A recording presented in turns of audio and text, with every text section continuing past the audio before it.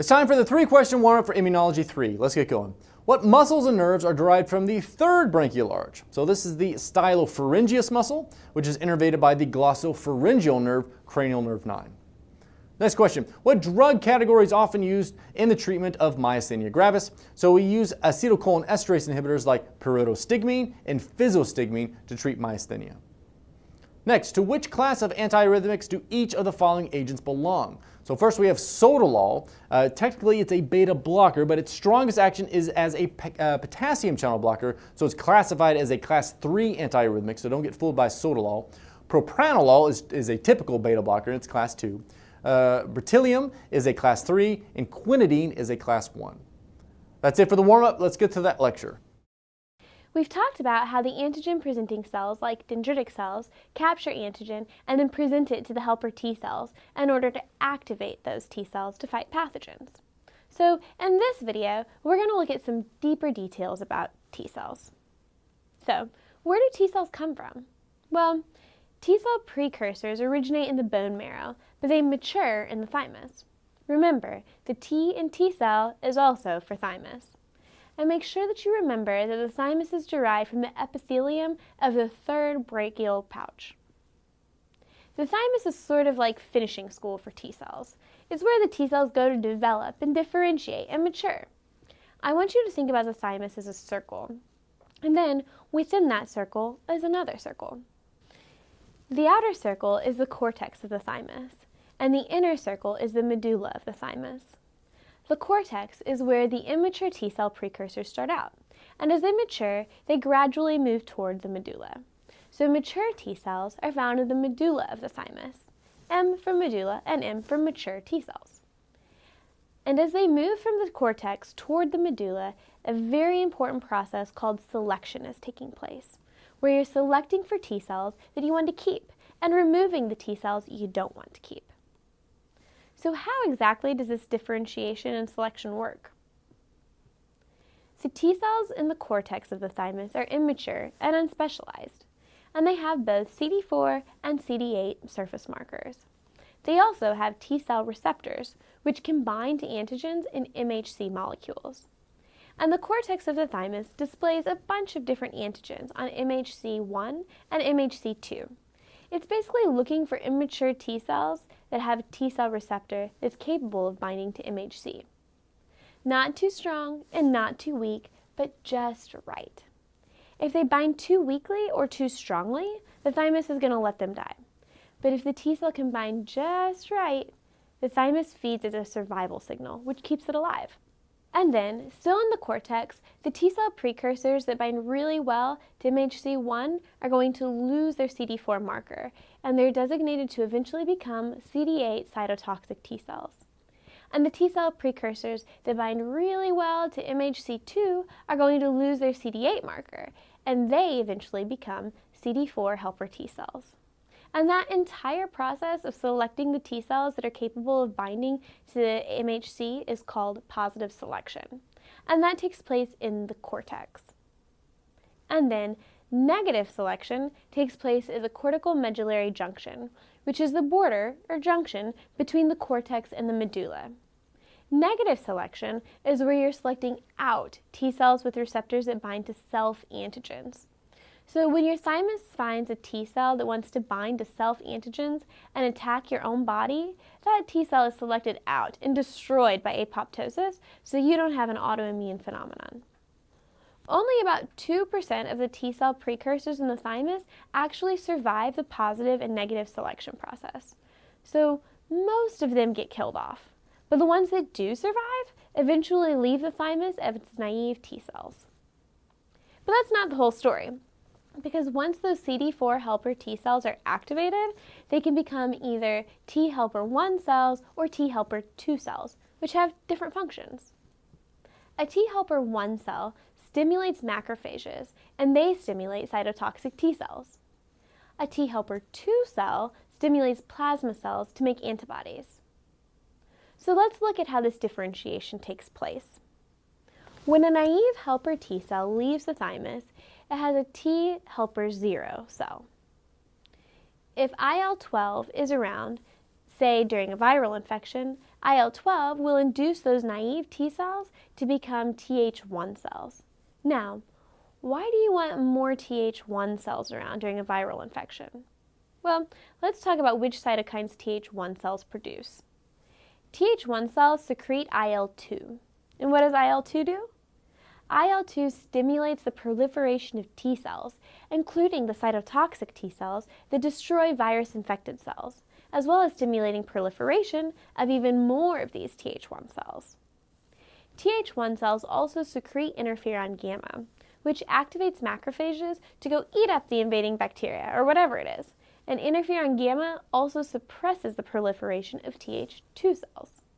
So you need to remember that T helper 1 cells secrete IL-2 and interferon gamma, which will stimulate cytotoxic T cells and macrophages. And there's a third substance to know in association with T helper 1, which is IL-10. IL-10 is an inhibitory interleukin. It inhibits proliferation of T helper 1 cells.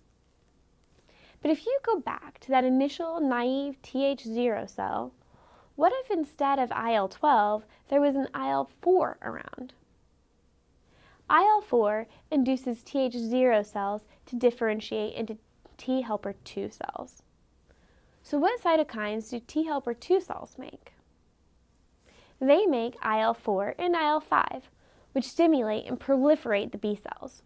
They also make IL-10. And what did we just say about IL-10? It inhibits T helper 1 cells.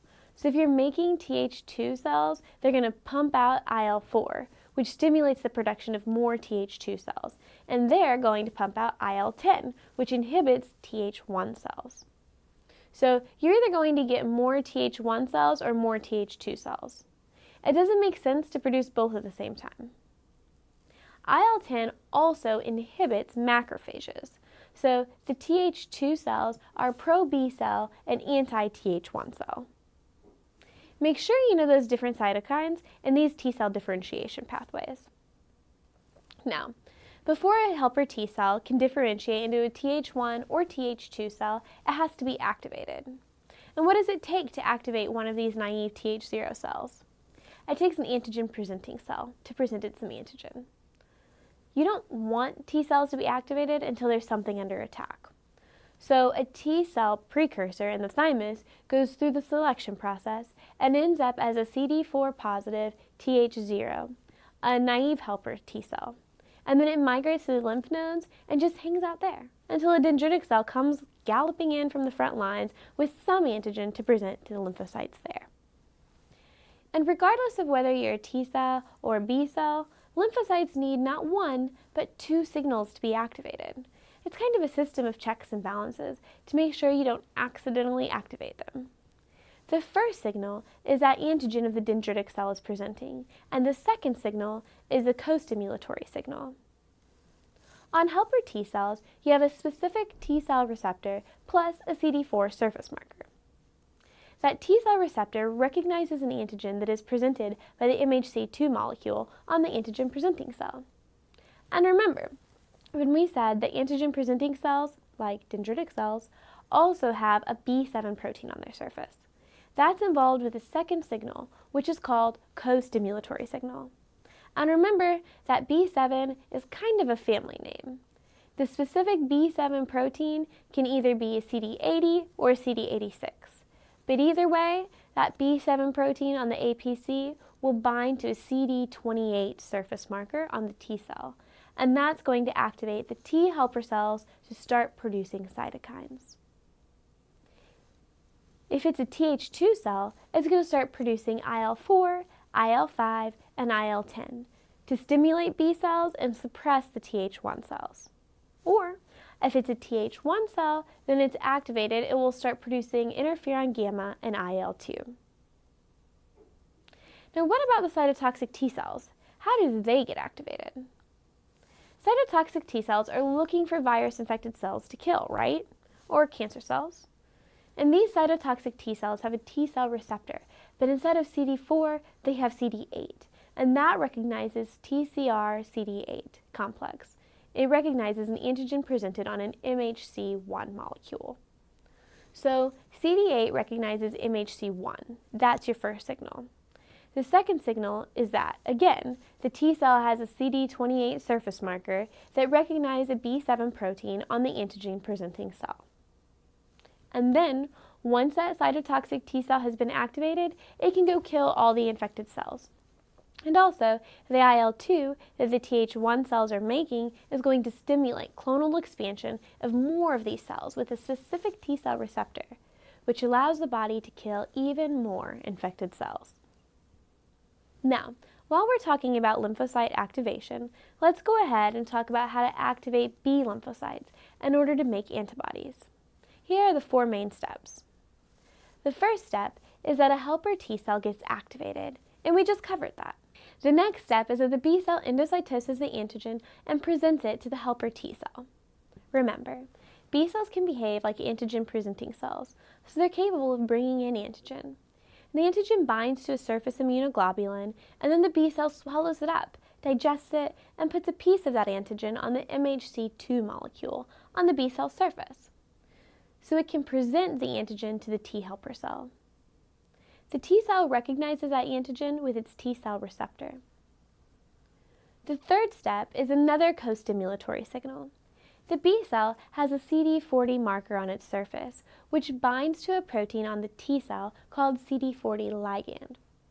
And finally, the first 3 steps have now induced this T helper 2 cell to produce IL-4 and IL-5, which stimulates the proliferation of B cells and immunoglobulin class switching of the B cells.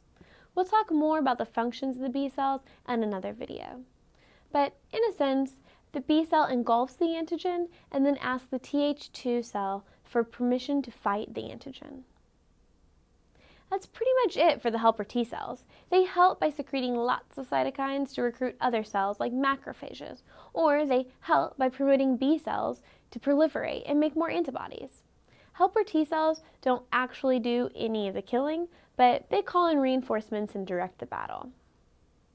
Before we talk about the other kinds of T helper cells, let's do a quick whiteboard review to go over the actions of these cytokines that are produced by and regulate helper T cells one more time. IL-2 stimulates proliferation of T cells.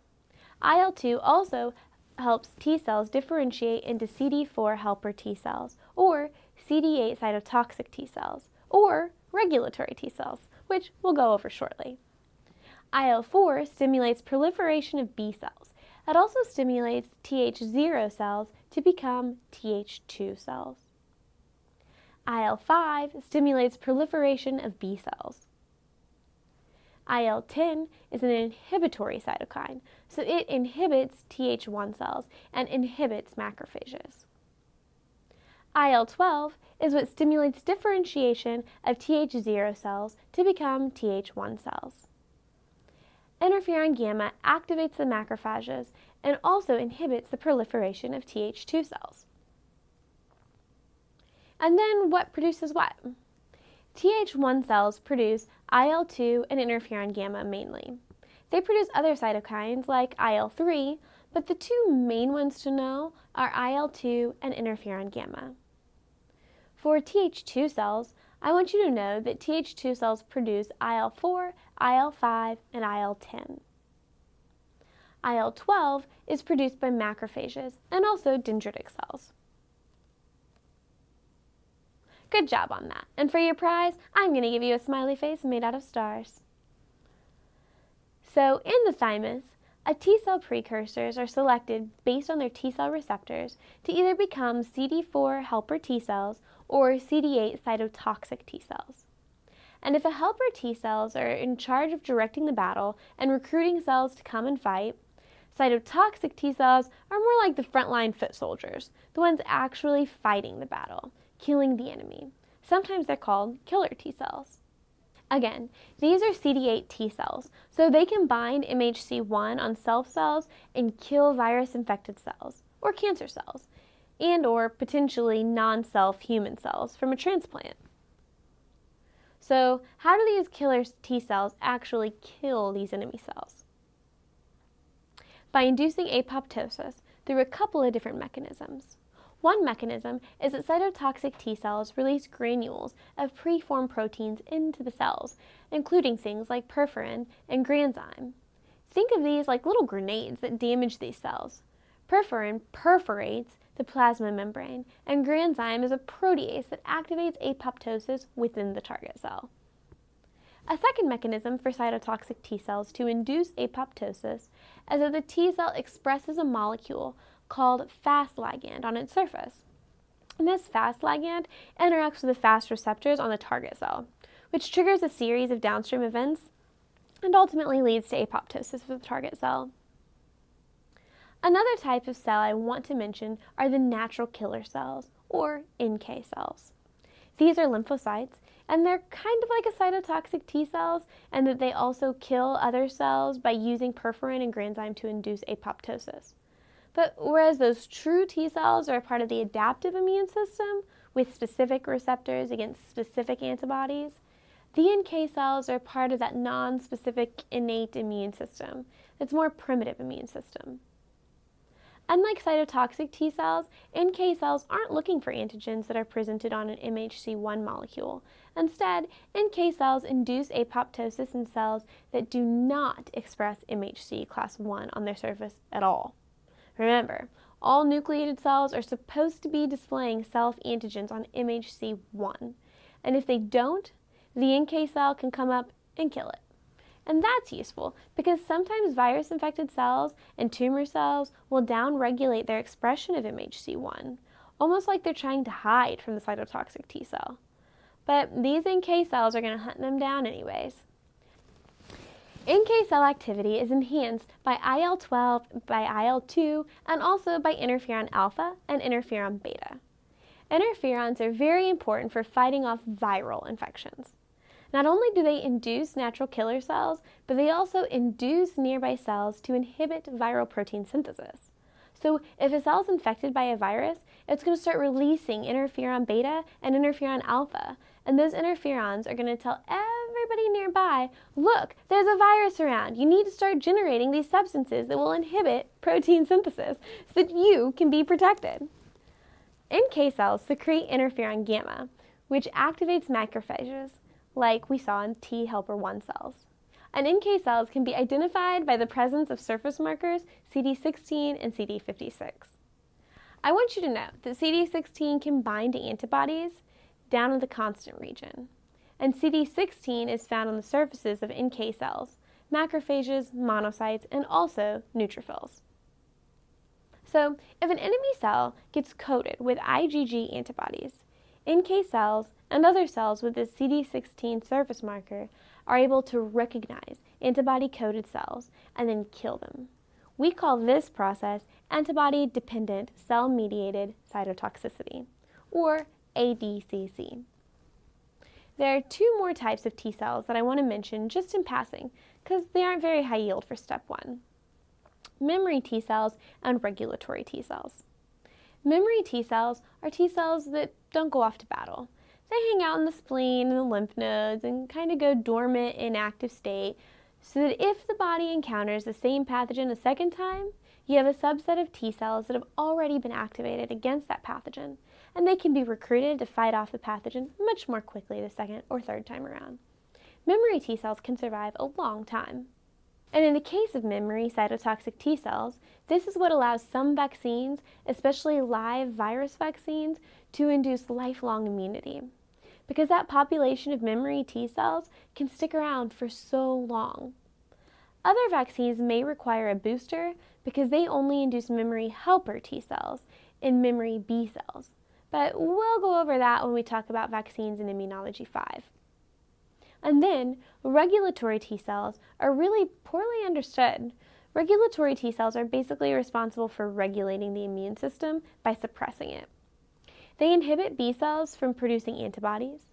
They inhibit helper T cells and cytotoxic T cells from doing their jobs. They produce IL-10, which is that inhibitory cytokine, and they release anti-inflammatory cytokines. If your regulatory T cells don't work properly and your immune system isn't suppressed when it should be, you're going to develop autoimmunity and atopic diseases, where the immune system overreacts to a benign, harmless antigen.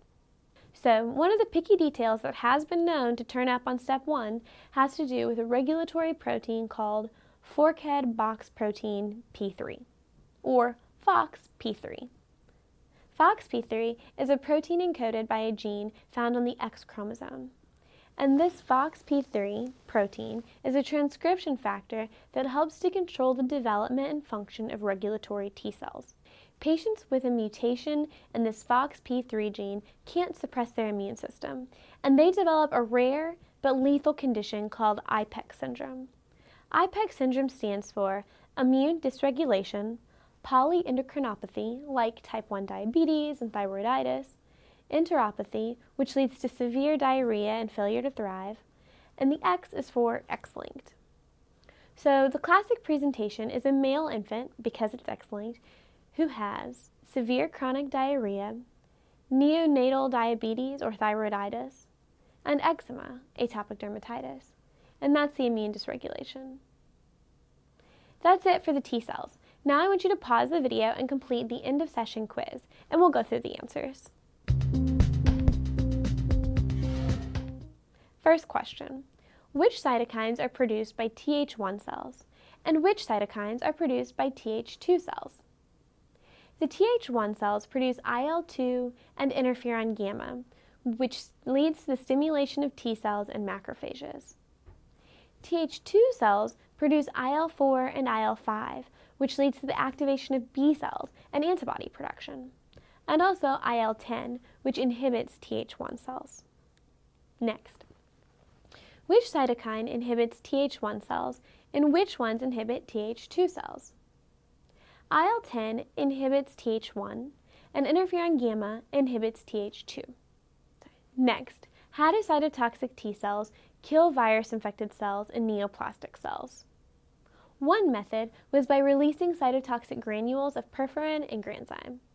And the other method was by the Fas ligand on the T cell, which binds to the Fas receptor in the target cell, and that induces apoptosis. That's it for this quiz. I'll see you next time.